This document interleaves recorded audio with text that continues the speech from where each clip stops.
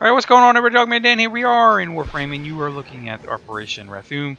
And we are going to kind of go over everything here. This is going to take a little while on this mission, so I think I could probably squeeze in everything I want to talk about. The good, the bad, the ugly. And let you know my personal opinions and thoughts on this while you watch the assassination run here in the background. So, let's start it off here. Quick breakdown. You're going to have 18 runs that you have to do prior to getting your coordinate that you need to get in here to do the assassination. So you're going to have 3 arenas the first level, 5 arenas on the second level, and 10 arena runs on the third level of enemies before you get 1 coordinate, which gets you into the assassination event 1 time.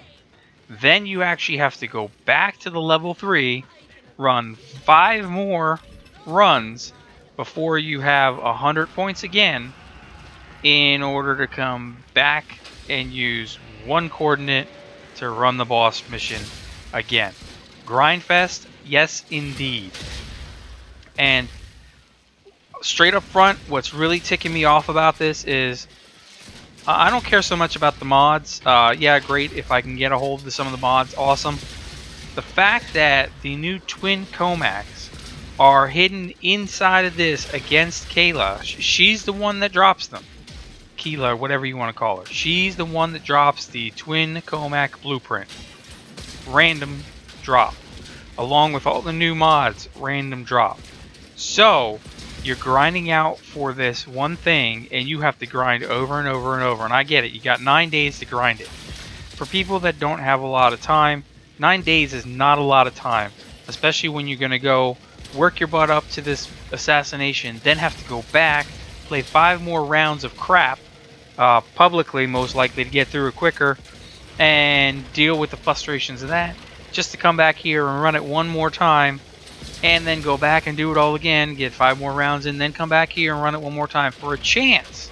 And nobody knows the percentage chance at getting the twin Comac blueprint. Otherwise, you have to pay platinum for it. It's that simple.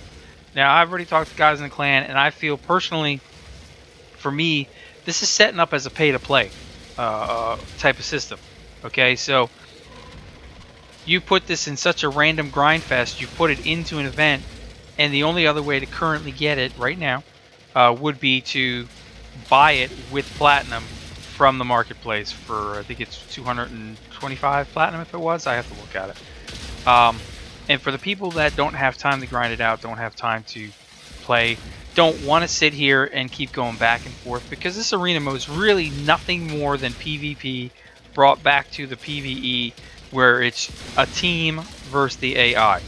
The AI is much more difficult. You could say that, but truth be told, the difficulty with the AI is the stupid Death Cubanos. Mini Sentinel thing that flies around and suddenly laser shoots you to death almost instantly every freaking time, no matter where you're at.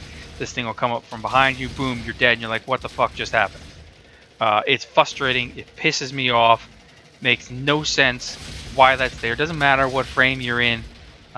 Even in my NASA, I found myself going down many times, even with the warding halo on and everything. This thing almost instantly knocks everything out, and boom, you're dead. So it can be frustrating. Yeah, you got to move around a lot, and this, that, and everything else. What else is wrong here? I mean, we've got an operation which is just, here, guys, here's something to do, because we really don't have anything else for you right now while we're working on the next big update.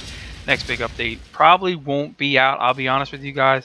If it's coming out when the new Warframe is coming out, the Butterfly Warframe or whatever, it won't be out until at least mid-May to end of May, based off of what's going on inside the Design Council right now, just as inside FYI. I'm not going to show you any of the information, but there's some voting going on about some Update 19 stuff, and until that voting is completed, we probably will not see Update 19. That's just speculation. That's if this frame is coming out with Update 19, but generally when we see big updates and half updates, that's when we see a new frame.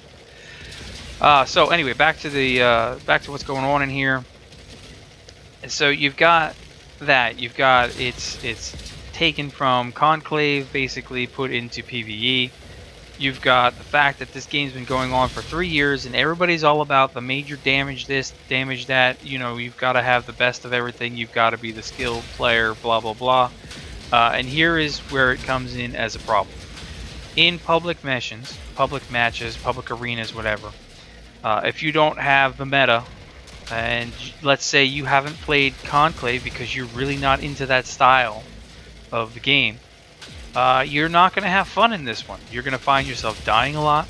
You're going to find that you feel like you've done nothing in the mission, because at the end of 25 points, you have maybe 1-2 kills, and you have one guy that stands out that's been playing Conclave forever that's got 18, 19, 20 kills, and that's because they're playing the meta, and they have played Conclave so much that, you know, it's not even team-based. It's not fucking team-based at all. Nope.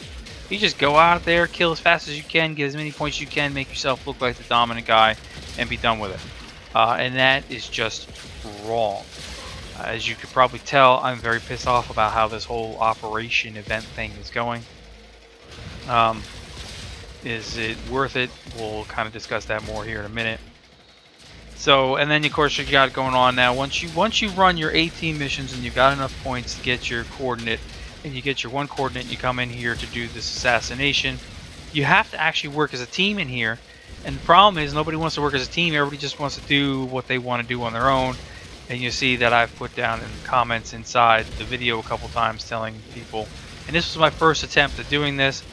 Nobody wanted to work with each other in the beginning here until, you know, I didn't mean to write everything in all caps the one time, but we had to stand on those things, and we had to shoot those little mini game spots at the right time in order to be able to move to go see Kayla and actually take her out.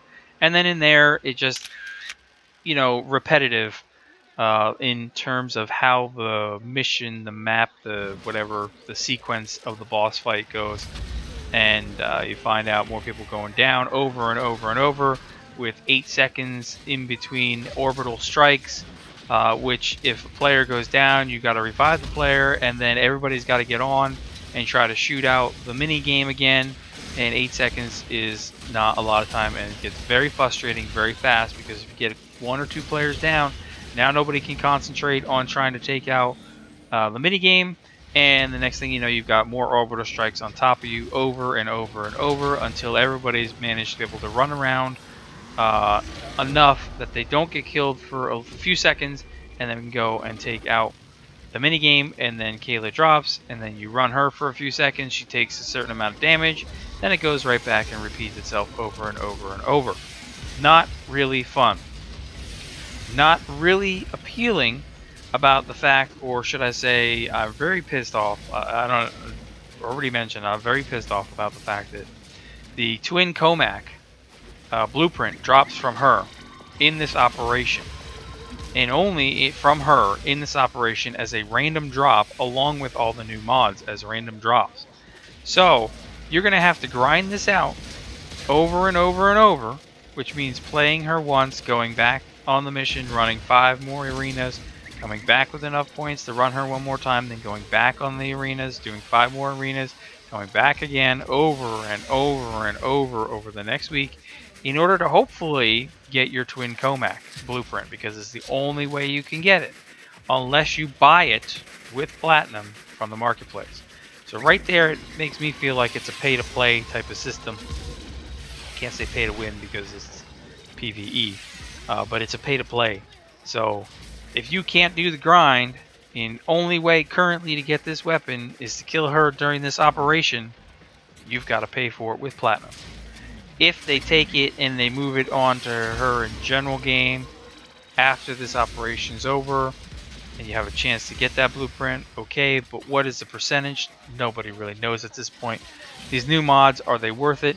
I don't know. I've only managed to get one because I've only run her once, and quite honestly, I'm pretty much done with the event in terms of the first portion, getting my Furex race, which we'll talk about, and then running her just to say that I ran her. I got through it, okay, fine. I am ultimately going to end up just buying the Twin Comac because I don't have the time, nor do I feel like dealing this with this frustration of being in this arena mode over and over and over for something that's just not fun. The way they set this up, it's no fun at all. You're not working as a team. You've got people that'll stand on top of the health orbs, that'll stand on top of the energy orb spots, the regeneration zones, as invisible, and just stand there through the mission. When you've got modifiers that take away your health, you're going to die over and over, especially when you can't stand on a health pod. When you need to get some energy, you can't get energy because some jackass is standing there invisible using an Ash Prime with Blade Storm every 3 seconds to go ahead and kill everything. So there's no freaking fun in it at all. You're just grinding this out just because you have to grind it out. Now, with that said, we move on to the Endless mode, which is where in the Endless mode, which once you've done all this stuff and you've run her once, you open up the Endless mode. Now you can go on back to the Executioner run and run it over and stay in there endlessly until you get enough kills and you're happy with it, blah blah blah. That is where you're going to work to getting your trophies for your clan.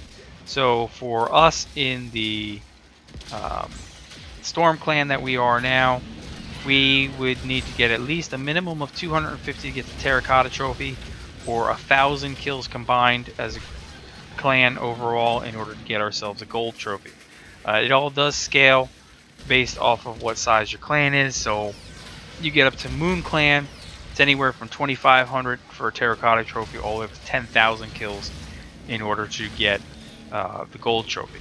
So it's not based off of who's the best clan, it's just based off of how many kills you do, whether you get what type of trophy, which I'm okay with how they do that system. Perfectly fine with that. So that's basically the goal of our clan right now. Everybody, well, I shouldn't say everybody, but most people have gotten through the main portion, and we're all starting to work on the Endless. And the only way to really play the Endless, you can play it solo. I know V, he went ahead and he ran it solo. He got like 135 kills in one mission on his own, which is pretty good. You know, but as a team, we can do this as a team, work together as a clan to get through it. Everybody stays alive, everybody gets through everything, everything is all good. Playing it in public, I probably wouldn't even recommend it, because after a few minutes you're going to be so frustrated with one or two jackasses in there standing on top of the energy orbs, or one guy from Conclave that all he's going to do is just play the meta and just rip through everything, and you're just not going to enjoy it at all. And you know, at the very least, you got to enjoy it, because man, if you don't enjoy it, you're going to be stressed and pissed. Is the Furex Wraith worth it? I don't know. For now, we'll just say it's a weapon I didn't have. It's a weapon I now have. I have to go through it. I've heard rumors that it's only a side grade, but to me, we can make, and I've always felt I can make any weapon work for anything that I like to do.